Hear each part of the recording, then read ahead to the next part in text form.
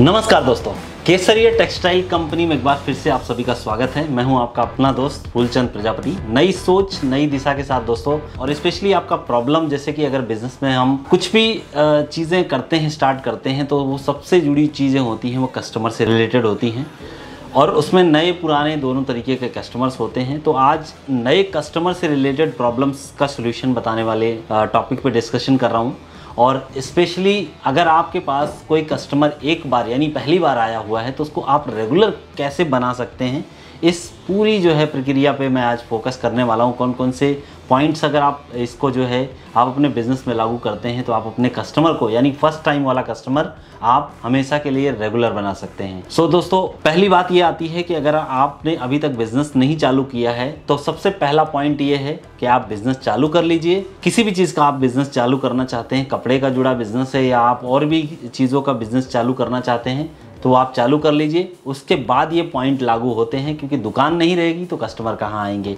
तो इसलिए चाहे आप घर से बेच रहे हैं, चाहे आप दुकान डाल के बेच रहे हैं, होलसेलिंग कर रहे हैं, लेकिन दोस्तों आपको बिजनेस चालू करना पड़ेगा, उसके बाद आपको कस्टमर मिलेंगे। अब बात ये आती है, आज मैं आपको 5 पॉइंट शेयर करने वाला हूँ, स्पेशली जो नए कस्टमर आते हैं उनको रेगुलर बनाने के लिए। सो स्टार्ट करते हैं। पहला पॉइंट, कोई भी ग्राहक आपके पास आता है तो उस कस्टमर को जब भी कुछ भी लेता है, चाहे वो आपके पास से 1 रुपये का सामान लेता है या कुछ भी XYZ का सामान लेता है, 1000 का लेता है, 2000 का लेता है, लेकिन दोस्तों एक बात आती है, हर किसी को थैंक यू सुनना यानी धन्यवाद सुनना अच्छा लगता है। तो इसलिए आप अपने कस्टमर को धन्यवाद ज़रूर करें उसकी खरीदी के लिए कि उसने आपकी दुकान को ही चूज़ किया, और उससे ये भी पूछ सकते हैं कि आपने मेरी दुकान को ही क्यों चूज़ किया। आपके अंदर कुछ अच्छी खूबियाँ रही हों, आपके हाव भाव व्यवहार, उसके अलावा आपको प्रदर्शित करने का जो है तरीका अलग रहा हो, या प्रोडक्ट आपका जो है सस्ता हो सकता है, क्वालिटी वाला हो सकता है, बहुत सारी चीज़ें फैक्ट्स आते हैं। लेकिन दोस्तों आपके पास से कोई भी XYZ जो है कस्टमर जाता है तो उसको थैंक यू ज़रूर दें, यानी कि धन्यवाद ज़रूर बताएं। मेरा दूसरा पॉइंट आता है दोस्तों, ग्राहक से फीडबैक ज़रूर लें। क्योंकि अगर मान के चलिए आपने कस्टमर को थैंक यू लिया है, बोला है, उसके बेसिस में आप उससे तुरंत भी फीडबैक ले सकते हैं। स्पेशली उसको जो भी डिज़ाइन पसंद आया है, किस तरीके से उसको लगा है, और इसका माध्यम और भी बहुत सारे मीडियम्स हो सकते हैं। क्योंकि कभी कभी कस्टमर लेके जाता है, बाद में वो यूज़ करता है तो आपको रियलाइज़ करके देता है कि सर आपने मुझे जो चीज़ें रिकमेंड की वो चीज़ें मुझे बहुत अच्छी लगी। तो फीडबैक के लिए उसको ज़रूर ऑप्शन दें कि सर आप हमको जैसे व्हाट्सअप पे यूज़ कर रहे हैं तो व्हाट्सअप पे भी कर सकते हैं। उसके अलावा हमारा जो अगर आपने कोई पेज वगैरह बनाया हो तो उस पर भी आप उनको रिकमेंडेशन कर सकते हैं। गूगल वगैरह पे भी पेज रहते हैं तो उस पर भी फीडबैक ज़रूर उनसे शेयर करने के लिए कहें, क्योंकि फीडबैक जब तक आपको नहीं आइडिया लगेगा तब तक वो अपने मन की बात नहीं बोलेगा। यानी आप अपना फीडबैक ज़रूर मांगे जो भी कस्टमर को आपने सेल किया है, चाहे वो कुछ भी चीज़ें हो सकती हैं, कपड़ा हो सकता है, खाने पीने की वस्तुएं हो सकती हैं। लेकिन एक्चुअली में क्या है दोस्तों, खाने पीने की वस्तुएं खाने के बाद वो पता लग जाता है कि आपका जो चीज़ें रही हैं वो बहुत अच्छी लगी। लेकिन कपड़े में क्या होता है कि जब हम पहन के कहीं जाते हैं तो हमको अच्छा लगता है। तो कस्टमर्स को ये ज़रूर याद दिलाएं, इसलिए मैंने कई बार वीडियोज़ में बताया है कि कोई भी कस्टमर आपके पास आता है तो उसका नंबर ज़रूर रखें और उसको एक बार कनेक्ट करें, अपने ग्रुप में डालें।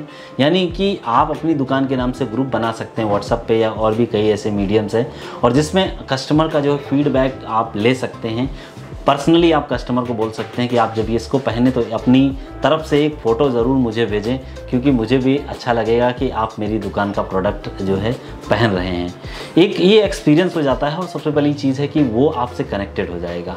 तो ये मेरा दूसरा टॉपिक है, मतलब दूसरा पॉइंट है, इसको आप कस्टमर के साथ ज़रूर शेयर करें। मेरा तीसरा पॉइंट आता है दोस्तों, कोई भी ग्राहक आपसे जुड़ा हुआ है, नया ग्राहक होता है, रेगुलर जब आपसे परचेजिंग करने लगता है, और कई बार वो रिकमेंडेशन भी करता है अपने आस पड़ोस लोग, दोस्तों को, पड़ोसियों को, और उसके अलावा रिश्तेदारों को। तो वो कभी कभी रिकमेंड करता है आपकी दुकान के लिए कि आप यहाँ से माल लीजिए, जिससे आपको जो है काफ़ी अच्छा फ़ायदा होगा, और प्रॉफिट के साथ साथ में चीज़ की क्वालिटी भी काफ़ी दमदार आपको यहाँ पर मिल जाएगी।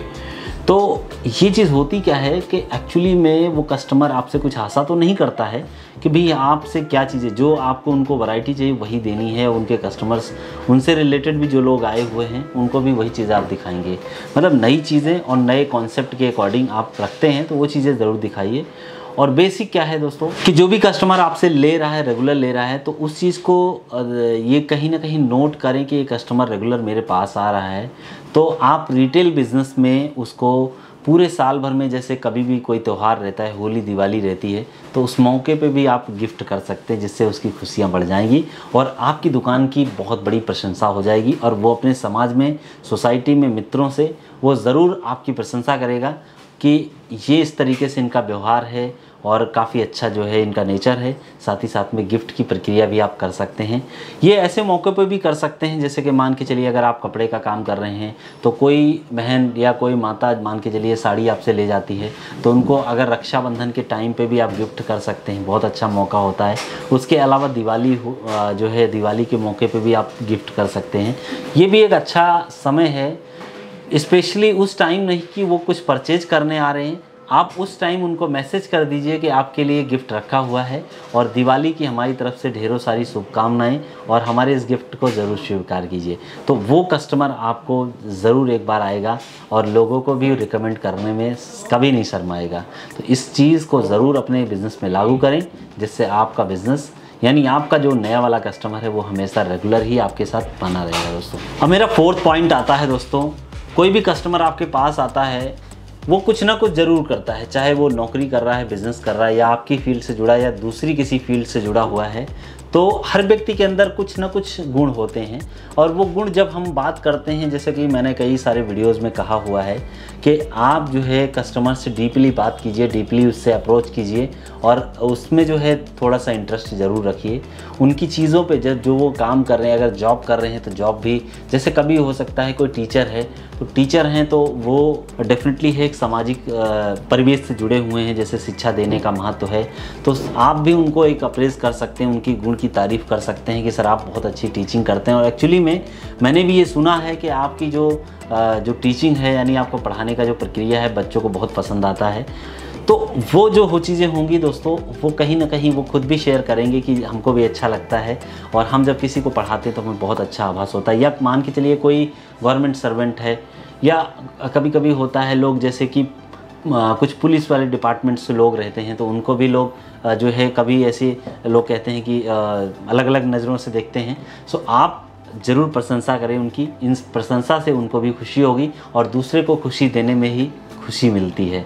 तो हमेशा जो है किसी न किसी माध्यम से, चाहे वो जो है शॉपिंग कर रहा हो कोई या किस तरीके से है, उनके बारे में जानकर उनको जो है उनके गुण की ज़रूर तारीफ़ करें। हर एक व्यक्ति में कुछ ना कुछ ऐसे गुण होते हैं जिसमें वो जो है माहिर होता है, तो उनके उस काम की या उस तरीके से जो भी वो समाज में वैल्यू प्रोवाइड कर रहे हैं, उनकी गुण की तारीफ़ ज़रूर करें।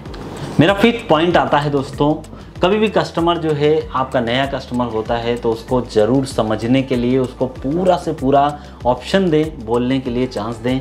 कभी कभी होता है, कई ऐसे शॉपकीपर को मैंने देखा है कि मोस्टली क्या होता है कि वो जाने के बाद अपनी जो भड़ास होती है कभी कभी कस्टमर्स के साथ में, तो वो दूसरे कस्टमर पे निकालने लगते हैं, या हो सकता है वो सही से ना दिखा के, कभी कभी लोग ऐसा होता है, आपने भी फील किया होगा कि लोग बहुत प्राउड फील करके ऐसा घमंड टाइप का करके बोलते हैं या चीज़ों को नहीं इंटरेस्ट में लेते हैं।